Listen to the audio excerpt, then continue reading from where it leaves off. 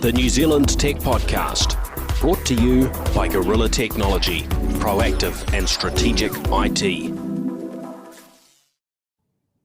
Hey folks, Paul Spain here, and welcome along to the New Zealand Tech Podcast. Great today to have Shona Grundy joining the show. How are you, Shona? I'm good, thanks, Paul. How are you? Great. It's been ages since we caught up, so a privilege to be able to, sit down, hang out, and catch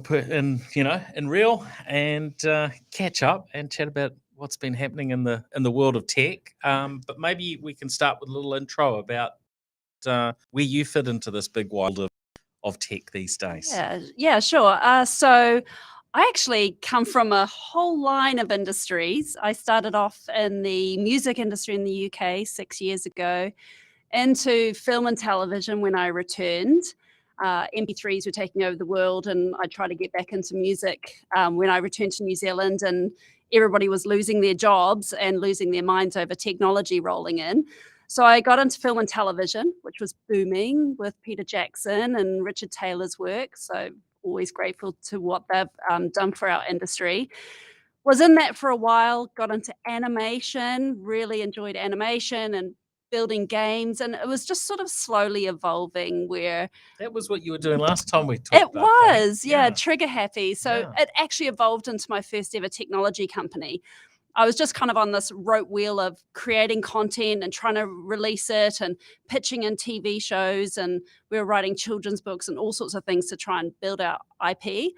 And my brother, who was my co-founder of the animation company, he was an animator at the time, he taught himself how to code C++, I think. It was crazy. And he said, oh, look at this iPad. I think it was 2010. Look at this iPad. How cool is this?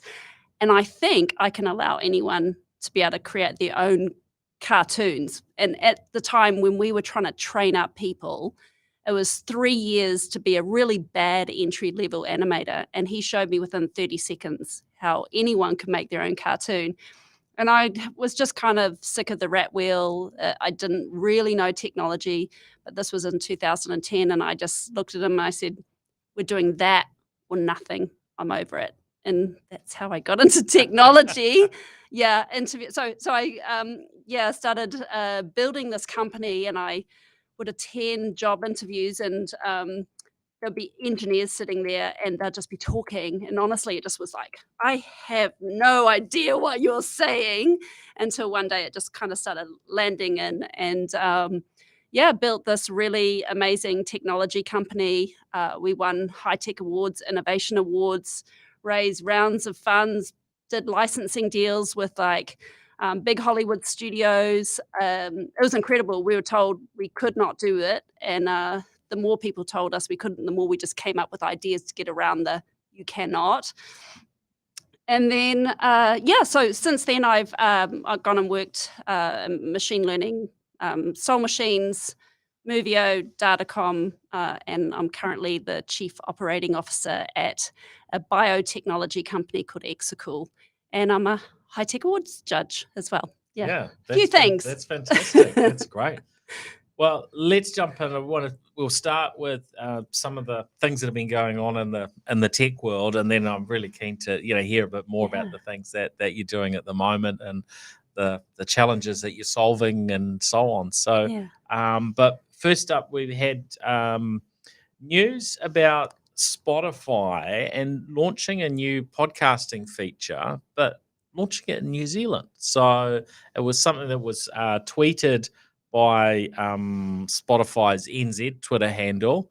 I haven't seen anything to say that it's going any further than NZ yet, but they've put up quite a fancy video, and it's kind of really, this looks like a very slick and easy way to be able to produce your own, capture your own conversations in a way. I think, what was the example used before we started the show? Like Canva, right? So anything that is trying to take down the barriers between technology and the general consumer on things that we know they already like to do is a no-brainer, right? You're just like, how do we get technology to engage with the consumer more deeply on things that they care about? So I actually just saw this because of what you sent through to me, and I was like, oh wow, that's awesome. People are already blogging. And so imagine turning that blog into a podcast, because we know people love to consume podcasts. That's why we're here today. But yeah, look what Canva did. It was PowerPoints and Photoshop Photoshop, stuff. and boom, Canva. Now If you haven't anyone used can do it. Canva, it's a cool piece of kit. Canva is, yeah. And there's obviously it sparked a whole lot of variations, and others sort of come into that space. But I mean, Canva in itself, it's a little bit of a pity it's an Australian company. They've done. I know, wonderful New Zealanders working for them too. They've done incredibly awesome. well. Mm. And so it's great to see these things. I am always very curious when New Zealand sort of gets to test out technology ahead of other parts of the world. I think that's can be pretty handy that we get picked on in that way. And, we're perfect, aren't we? We're the perfect test market. There's a lot to like about picking New Zealand, our size and scale, and all sorts of things from an adoption perspective. So it's a good way to go. Yeah, I love getting the new tech first. Yeah, we always get the new emoticons first too. Hooray! So I thought that was interesting, and basically you can record content through your Spotify app. I haven't actually had a look and had a play with it as yet. I'm not sure I actually saw the option when I had a look at Spotify the other day, so I'll have to have a look. The other one, and you talked about blogging and turning that into podcasts, and there's now a bit of a partnership going on with between Automatic, who do WordPress, and I think that's with Spotify as well, where basically you can convert blog posts into podcasts, and I think where they're AI. Well, this makes perfect sense then, AI doesn't it? read and so on. So there's constant change and innovation, right? It keeps happening. Now I'm not sure which of these things ends up sort of becoming the big hit, because sometimes we do stuff because it can be done or it looks like a good idea, but of course not all of it actually gains enough traction to have a permanent place and I think it's got to solve a problem, right? Like, what is the actual problem we're solving? Because we've got so much to choose from in terms of where do we spend our time. Yep. Therefore, it's the problem solvers really win. Yeah, and how well you solve the problem plays out of it, doesn't it? So all right. Now the other one from a local perspective that we had was seemed to be quite a bit of coverage of this new foundation that has been started up by the non-fungible labs folks, and I've got to say, Brooke Howard Smith and the whole team, they are so incredibly well networked, and they're doing some really really interesting stuff on their NFT front. But the people that they connect in and collaborate with, I think is pretty mind blowing. And so this announcement that I sort of whole lot of media were picking up on last week was their launch of what they're calling the Futureverse Foundation, and they're I guess funding it off the back of their NFTs, and they've donated a whole lot to be able to fund it. But they were I guess, getting this attention because of the involvement of Alexandra Grant and her partner Keanu Reeves, who is a rather well-known character. Certainly for those of my generation. We were talking about it with our team the other day, and I realised probably a lot of people in the room who may not know who Keanu Reeves is if you're Oh, younger, that's true. because we haven't, he Yeah. hasn't been in too many movies in the last few years, but 20 years ago with The Matrix and Point Break and however many other movies, it was really, really well known. Yeah.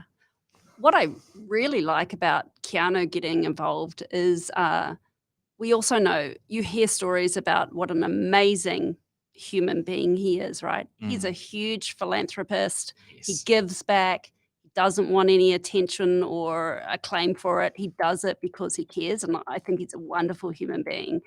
And so for him to get involved in this, I absolutely know, because from my music industry days and then the work I was doing with Soul Machines and working with celebrities there, is that people know they get tapped on the shoulder all day, every day to endorse things. And so for him to get involved in this, that he's done his due diligence. You know that it has value for him beyond himself. He always looks for existential things to contribute towards the world. Yeah. And so that was a huge endorsement factor for me. But I think people are really confused about what NFTs are, and it's a little, I think it's a little bit frustrating, but it's also no surprise why Keanu's ended up getting involved. He's an artist, and NFTs will play a really important part in how we share data.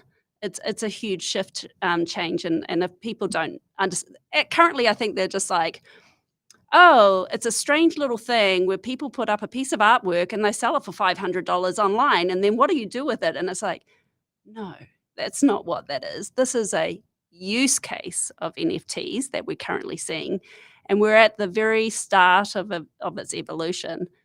And I kind of liken it to when I was in the music industry. And, because NFTs, if you want to know what NFTs are, and I think most people do want to know what they are a new file format with smart contracts. It's that simple. It's not a piece of artwork that people are selling. That's a use case, so let's not get that confused. So I liken it to when MP3s came along for the music industry. Yeah. It was in 2000. And I was much younger, and there was terrible piracy going on, and the entire music industry was just like, just make it illegal to use them. Tell them they can't use it. Arrest people at the border for having it on a CD. Yeah. Awesome. And us younger kids were like, what are you talking about? This is technology. It's arrived. People want to use it. Don't tell them they can't use it, because quite frankly, we will. We're in our 20s. We're like, don't tell us we can't use it. But how do we help them use it smartly and for us? And then along came iTunes. The record companies crumbled, and you don't hear about Universal Records or Polygram or Polydor anymore. They're gone. But what happened was we ended up with iTunes and Spotify and wonderful things that people embraced, and the same with the MPEGs for the film industry. So 7 years later, same problem. Tell them they can't use it. Tell them they can't do it. Netflix comes. And here we are with NFTs, and I see it's a new file format with smart contracts. And what does that mean? Currently in a licensing scenario, if you're an artist, or actually you can use this for anything. I've seen it being used for supply chains and distribution for shipping. But if you are someone who has a copyright of something, you've created something, and currently all you can do is hire a lawyer, and you have a licensing deal, and it's contracted, and it costs you thousands of dollars, and it's done business to business, and that's how licensing is done. But what NFTs do is they allow a business to license to a direct consumer their thing, and they can travel with them, and that owner can continue to make money off of it as a license, or as a general consumer, I can make something and I can license it to you, Paul, and forever I will earn royalties upon that for my life. And so when you understand what it is, it's a no-brainer that Keanu's involved. He's like, well, artists are suffering right now and they can't track their digital media, and they can't continue to earn, yet they made it, they created it, So I think it's wonderful, and I NFTs are here to stay, and if you don't understand that, you're just going to be behind. So Well, it's an interesting field because I think technology's come along, and we probably each make our choice around, well, what's going to happen with this thing? Is it how's it going to play out? And depending on all sorts of factors. Some will go, I'm going to stand back on this, or look, I can see that because it relates to me. I've been talking to a friend in the US who he had some quite notable success in music some years ago, and he has seen an opportunity where NFT type technology could be applied to sort of bring that next wave of innovation. And we see, so we look at, say, Spotify today, and then you look at what a musician earns when their music is, they're making their money off their music from Spotify plays and so on, and it's such a minuscule amount. And so there's a bunch of new ideas coming, and I think once people can see how the technology might relate to them, that's when they flip. And it was interesting with Keanu. I saw this video interview with him. It was like, I don't know, 6 months ago, whenever the new Matrix movie was about to come out, and there must have been some NFTs getting made in relation to the movie, and he got asked about it, and it was just a bit of laughter, and that was it. I think. What is that crazy thing? Yeah. But then once you see how this can apply, that's I think that's where it changed. Now, I'm always encouraging people, look at the new technologies, and the best way to look is to actually experience them. Doesn't mean you have to drop in a whole lot of money, but if you can try out the technology, then that's part of that, helping you understand it and how it might relate to you or your world.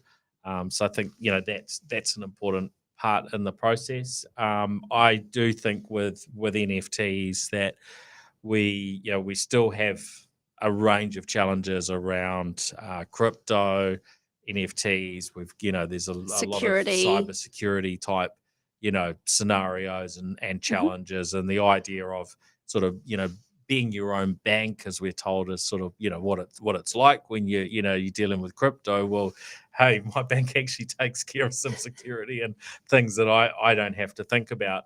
And so there's some maturing to go on, but that's part of the journey. And the more of these sorts of things that we delve into and have a look at, oh yeah, that's a good use case, and those things come together.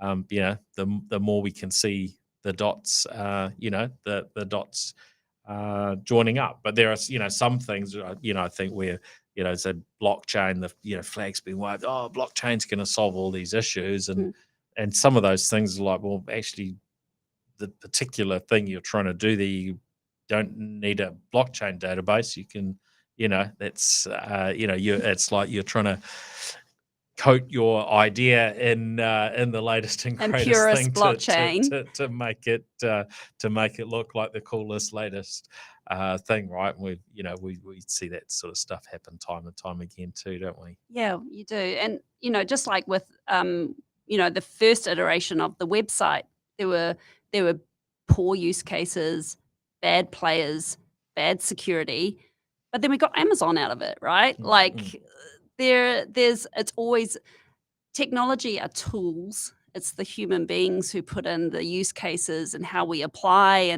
and how we come up with our ideas and learn from the past. And if you kind of just open your mind to that, you're like, okay, so there's a new file format with smart contracts. Oh my God, what could I do with that? Because if you start thinking about, so what requires a contract?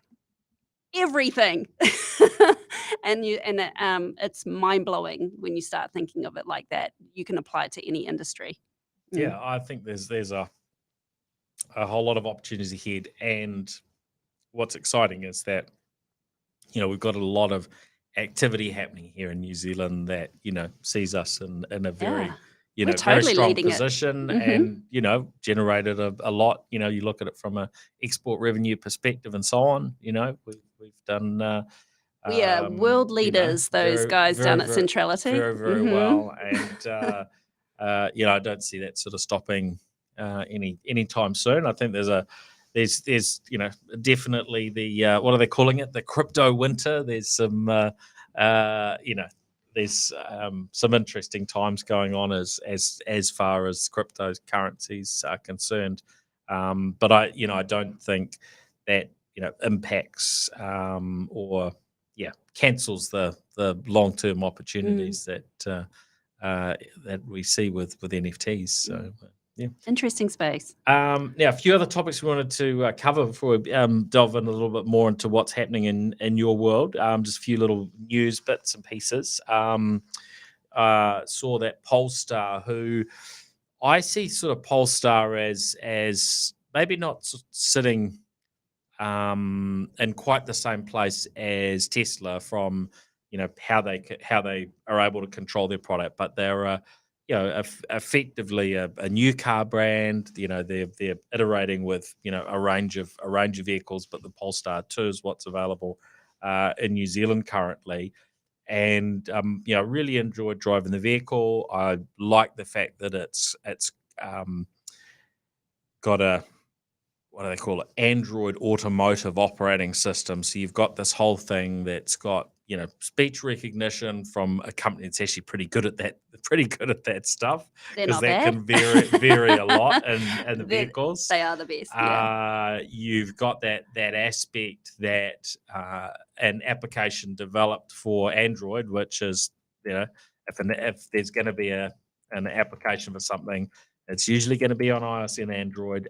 It can be usually reasonably quickly reshaped and then able to be published for use in that Android automotive experience. So, for instance, my favorite podcast app called Pocket Casts, that's available in the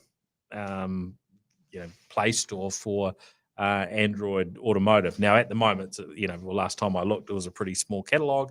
But their new thing is Apple Carplay coming out through an over-the-air software update to run in those vehicles. Now, I'm used to that happening in Tesla all the time. We've always got new things, Netflix and games, and all manner of things. But to see more and more, automakers start to do updates that aren't just, when you go into your Mercedes dealer or whatever, and they've got a CD and they're going to load in the 2022 version of your maps or something, right? Like, this is what we're kind of used to with cars. It's been absolutely shocking. Yeah. So seeing the actual over the air updates happen and bring significant improvement or change to a vehicle is like, yes, where the industry is definitely starting to speed up and become more of a adopting the things that we expect from software firms and tech startups, which I think is really exciting. Yeah. Starting to use the cloud, right, for the good of the consumer. Yeah. So which is great. And the good of the planet too, right? Maybe they're all starting to learn that we don't want to throw things away. We would like it to be upgraded. Do I have to put it into the junkyard, or can I just upgrade my car? And can you make it last longer so that it does survive? And all those things that I think a lot of people are attracted to Tesla for. It's like, oh, my car. my car keeps updating itself. How fabulous. And now others are learning that this is a really great feature, and long may it continue. Yeah, I mean, I think it's an industry that hasn't been geared very well in that way, and it is taking time to change, but it's changing, so that's good. So, and if you've got a Polestar too, then and you've got an iPhone, you'll be feeling it probably a lot happier. Now we talked about this before we started. The Google engineer who decided to interact with their artificial intelligent chatbot, this Lambda tech, as they call it, and started believing that it had become sentient. Yeah. This is quite an It's a leap. interesting scenario. Like, I mean, if this can happen once in a lab, we've for years we've sort of talked about technology that can convince you that it's human, but for an actual engineer to think that this AI, yeah, I mean, that's called, maybe it's called burnout. Like, this is kind of where I am.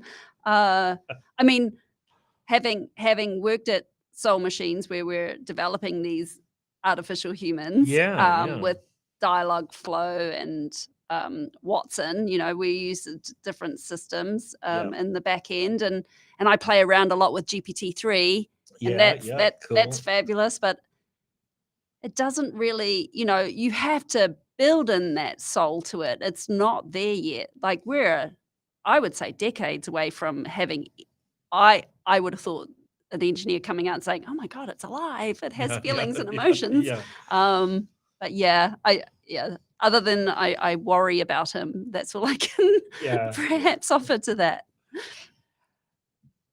There may be some interesting lessons in there that I don't know, psychologists and others will be studying for future, and how do we prepare people to be able to handle these interactions and there's huge ethical considerations for us, and wherever, I mean, he could turn around and prove us all wrong in a couple of years' time and go, "I told you so." But I don't believe, from what I've experienced, that we're there yet. We're not at the point of Terminator and consciousness. I wouldn't say so. Okay, that's good. The other topic that caught my attention was news about scientists developing what is being referred to as a living human skin for robotic fingers.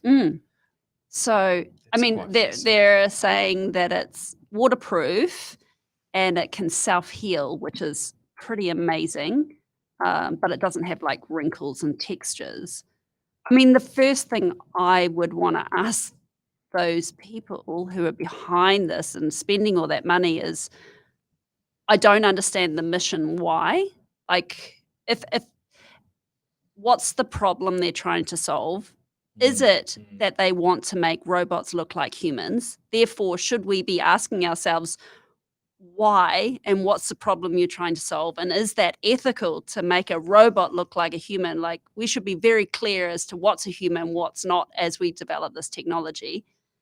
But they might go, "Oh, no, this is, we're building this technology for burns units and skin grafting." And I'll go, "Okay, problem, awesome, I love it." But other than that, I do question the mission and the purpose of this. And when we've got so many other more problems to solve, I'm trying to figure out what one is.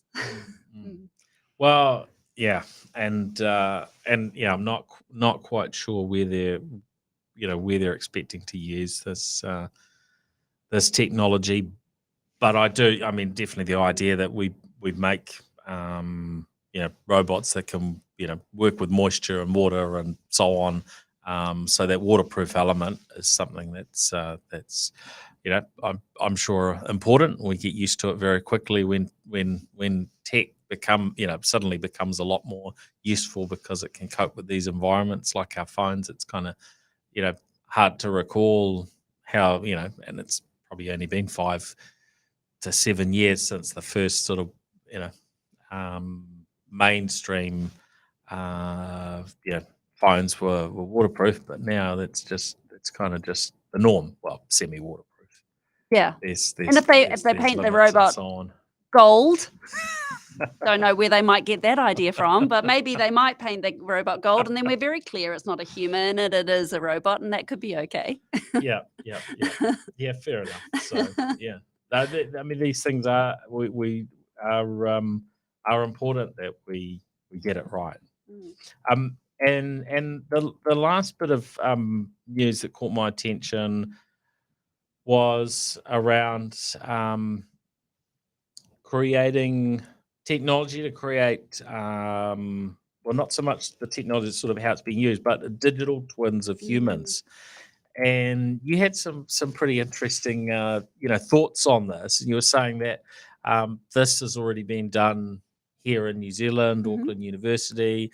In this particular story that was, I think, in New Scientist and in couple of health publications, they were highlighting using a digital twin to help, in this case, address type 2 diabetes. But this idea that you could actually try out different, treatments on a digital twin, kind of a digital version of a human, to test out what might happen with different treatments.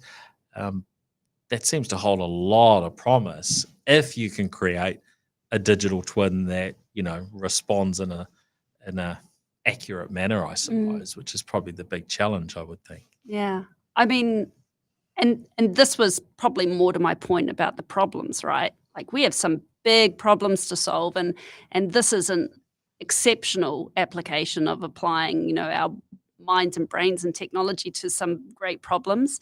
I have heard of the, I think it's the bioengineering department at Auckland University. They've got several digital twins now, I believe. They're trying to solve some big problems to do with lung cancer, and I can't remember the other ones, but digital twin usage is very common in the last sort of 6 or 7 years. It's kind of starting to evolve. So to have these results of it solving type 2 diabetes, I think, with some machine learning. Bringing the highest reported rate of remission, of type 2 diabetes to date. And yeah, look, if you can use artificial intelligence and a digital twin to test this stuff out, rather than actually having to wait days, months, years, decades sometimes, right, to get those real world results of testing on people, whatever level of possibility that is. That sounds like it's pretty exciting. I mean, it's a perfect use case of machine learning, right? So human beings can only computate so much data at a time. And we have a lot of data on human beings. Like, if you think about all the samples and testing and everything that we have from all the laboratory work that we do on our bodies, but where does that data sit? And that's kind of become the problem of sort of our last generation of computers. We built all these computers, we did testing, we've got data, we've got all this data sitting there and these big pools of it. And this is where AI comes in, or should come in. It's like, how do we then compute that data to make sense of that data and learn from that data in ways that we can actually solve problems at scale and at speed. And so this is a perfect use case of it. I do know that they're kind of at the, I think, thousands of data points, and they kind of need to get to those billions or trillions probably to solve human anatomy problems, because our bodies are so complex and there's so many anomalies to solve, like every human is so different. But it's really encouraging, and I think it's a wonderful use case.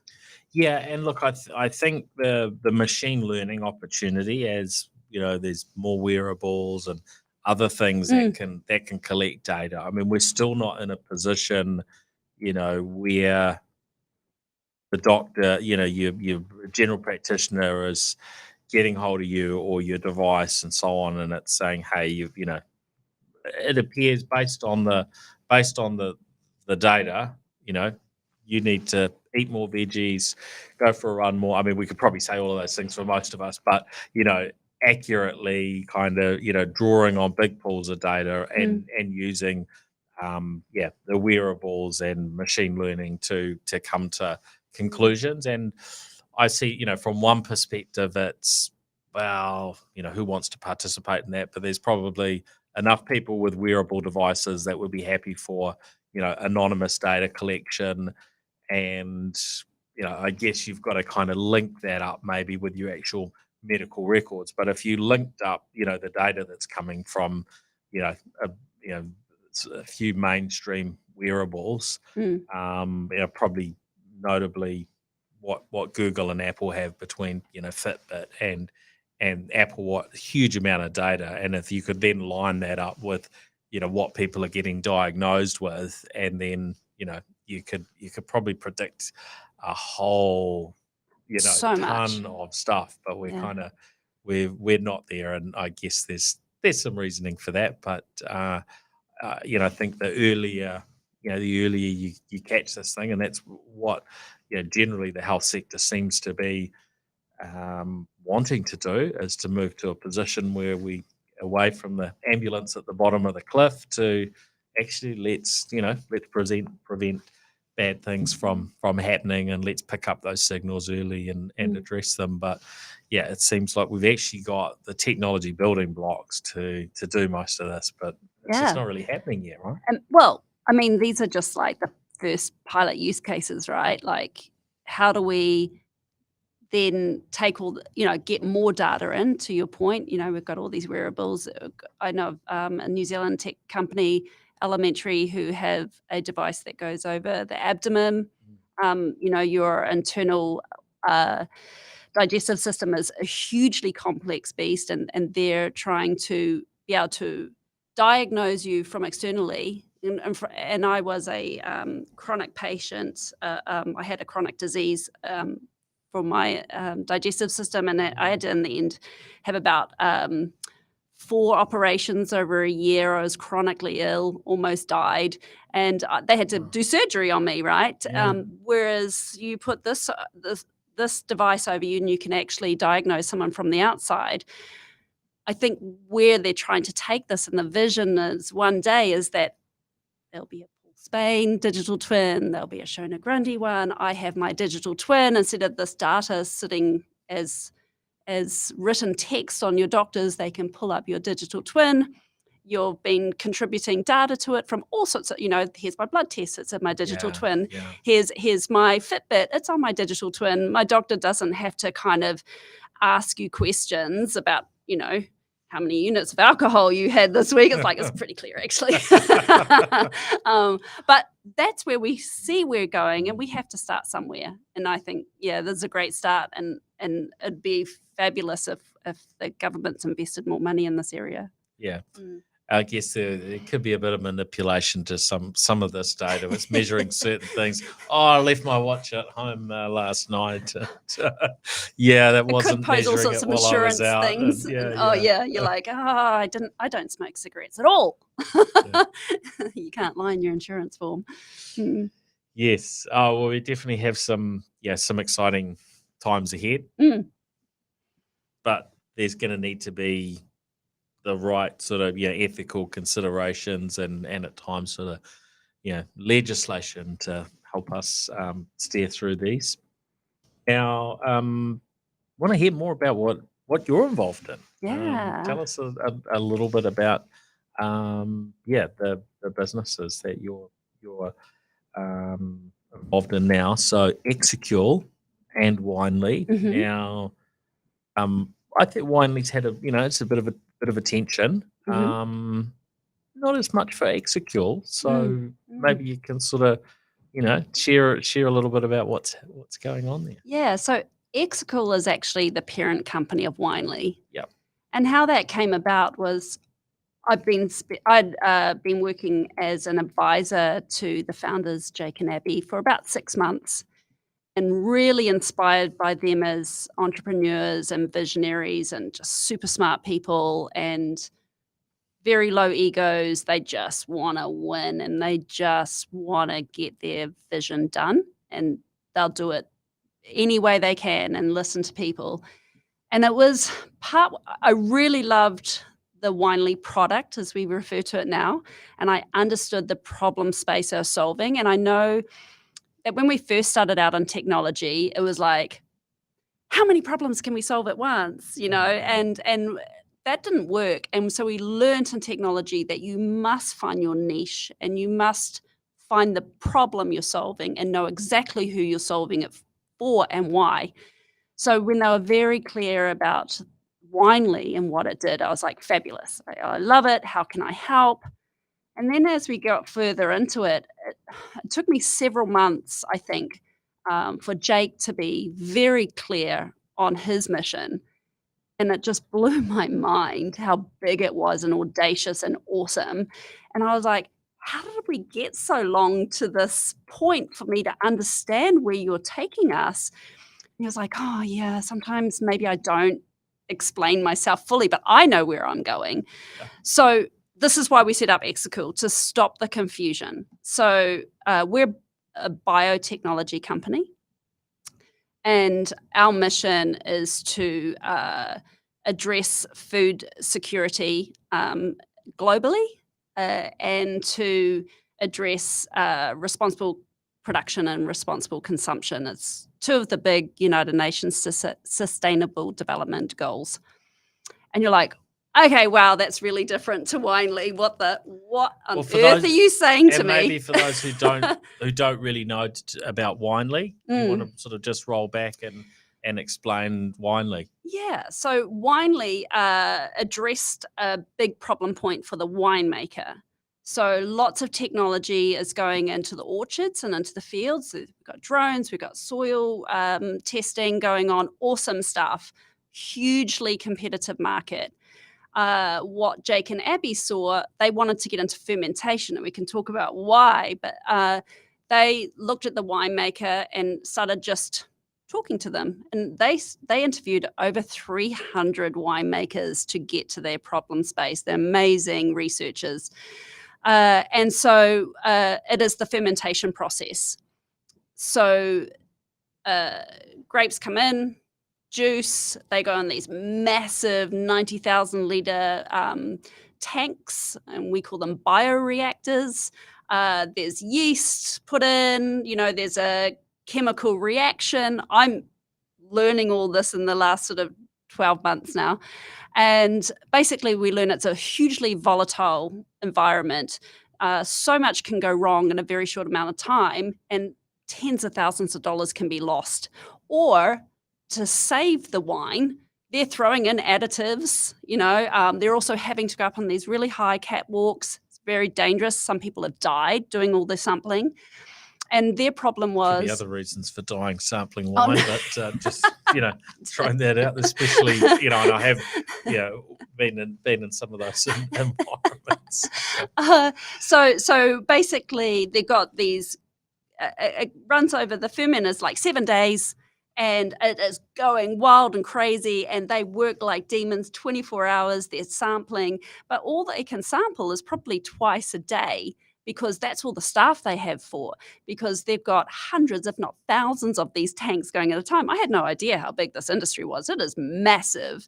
One customer alone has 62,000 tanks. So anyway, they're trying to sample and get the data and trying to catch it before the ferment goes bad. So what we have done is created these IoT sensors in hardware that go in each tank. So instead of the samples going off to the lab and coming back and making a decision on it twice a day, ours just sits there and it samples it every minute. And we send the data back as packages every 15 minutes. So you've got it on a dashboard. and you can watch all your thousands of tanks on your computer or on your phone. And we're just sending data back to the winemaker to help them with their very fast volatile fermentation process. So we're actually gathering billions, we could be close to trillions of data points now, which is huge for machine learning. It's one of the most important factors. And what does the customer base look like for Winely? Because it's not just New Zealand market, right? No, so actually this was our first commercial. We call it a vintage. So in agriculture technology, you go with the seasons, clearly. And so in the Southern Hemisphere, we have a vintage season, which is usually around our summer. Makes sense, February, March. In the Northern Hemisphere, it's August, September, October. So we get 2 shots at it a year. And so this was our first commercial year, and we had customers in Australia and New Zealand doing pilots with us, which were, it was just an awesome experience. We've already iterated the product, getting it ready to go into California, and we've just made a decision that we're also going into France this year. We saw a great opportunity to go in. We have some great potential customers, and we've got a great, fantastic head of customer success that grew up on a vineyard in France, native. He knows the region, and we took a deep breath as a New Zealand company. We just went, we're going in. So it's really exciting. So we're about to go in August there. That's great. Excellent. Right, sorry, back onto Exocule. Backing up to the big mission. So basically, there's a big problem in the world, and we love addressing problems in technology, or you should love addressing problems. When we talk about food sustainability and how we use this planet, there is a problem with the way we basically rape, pillage, and harvest our land. And it's not sustainable, and it's known that it's not sustainable. We have 7 billion people on the planet so far. And if you look at even just how we farm livestock on the planet, livestock take up 28% of the Earth's surface. That's livestock farming to feed humans. It's a mind-blowing figure. That's a mind-blowing figure. Mind-blowing. Wow. So I'm not, and I'm not coming at this from a radical vegan perspective. I eat meat, I have a lifestyle block, I farm my own sheep, cows, it is more about how do we actually sustainably live on this earth and make it work for us as humans. So you've got 28% of the earth being farmed for livestock, and it's delivering 1% of human consumption of protein. And so that doesn't work, right? When you break down all our food groups, there's only 3 things we consume. So it's fats, carbohydrates, and protein. That's what we eat, and that's how we survive. A major part is protein. We need our protein as humans. So how do we get that protein? If already we're farming 28%, but only managed to deliver 1%, we're getting it from other areas of product that comes out of the earth, and that's how we're managing to do it. But by 2050, we're going to be at 10 billion people. How are we going to do this? How do we actually feed ourselves? And so this whole new industry is emerging, and it is called alternative protein. And it's about cultured meat, like it's meat from cells, and it's not just like, oh, it's a nut, made into cheese that doesn't stretch or Peas made into chicken. And yeah. Which is pretty innovative. It's pretty cool itself, anyway. Right? I do like it. But it's like, how do we do this at scale? So at the moment, we've got all these amazing companies. They're doing, there's one called Eden Brews out of Australia. They're doing cowless milk. What did they call it? They had a great name for it anyway. But it's not just like nut milk. It is, how does it feel in your mouth, and how do you cook with it, and all that kind of thing. And so anyway, they're in R&D facilities, as are many other companies. They're trying to make this at scale because currently they're in maybe 10,000 litre vats and it's working and it's going great. But then how do you move that into 100,000 litre vats and more, and plenty of them? And it's fermentation, and they all use fermentation to deliver these alternative proteins. So think about meatless meat, woodless wood, cowless milk. Vaccines are made this way, pharmaceuticals are made this way, all through bioreactors, which are tanks, and through the fermentation process. So we look at it as we're an infrastructure play. So we're there to be the data intelligence for precision fermentation to enable them to control their fermentation process. So if we decided, and that's always been Jake's big vision, that's what he wanted to do. But he understood that if we went side by side with these alternative protein companies, we could only go as fast as each other. And currently they're in the R&D phase, and they don't think that they'll be at the commercial phase where instead of a portion of protein costing $10,000, we need to get it to a portion of protein costing $2.50 for the consumer. How do we get it there? Well, it's not by working side by side with them, because machine learning requires a lot of data.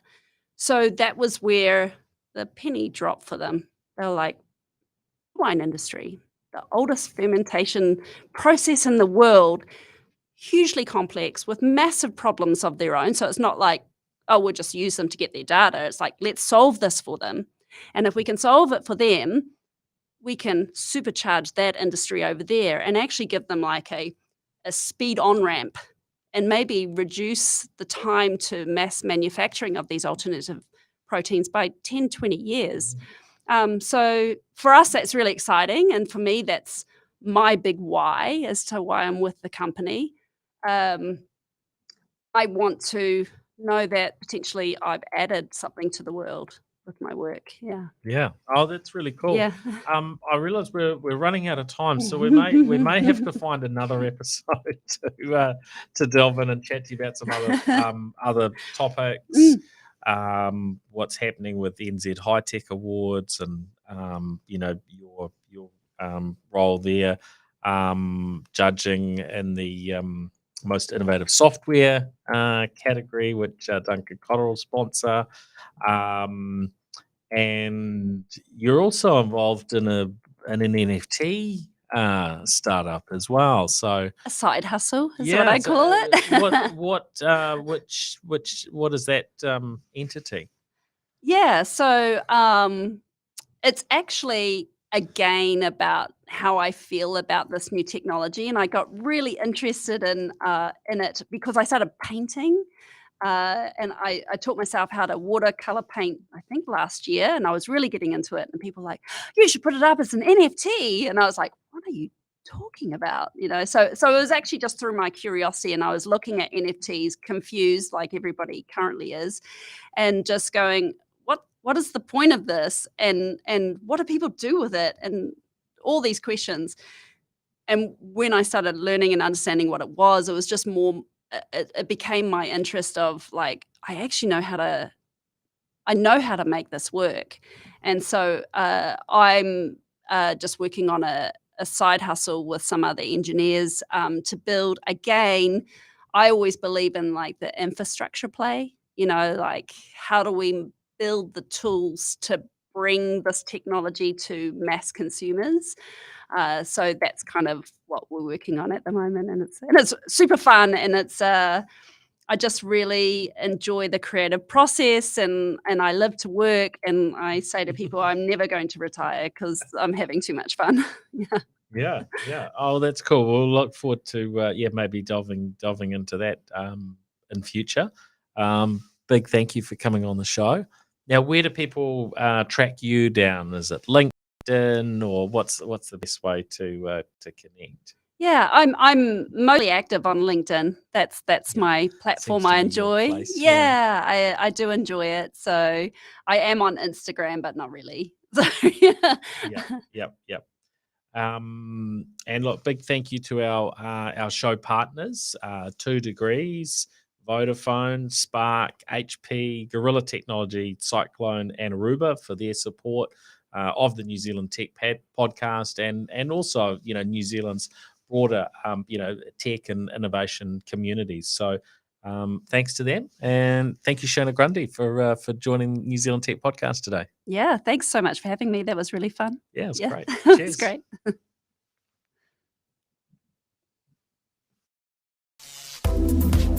The New Zealand Tech Podcast, brought to you by Gorilla Technology, proactive and strategic IT.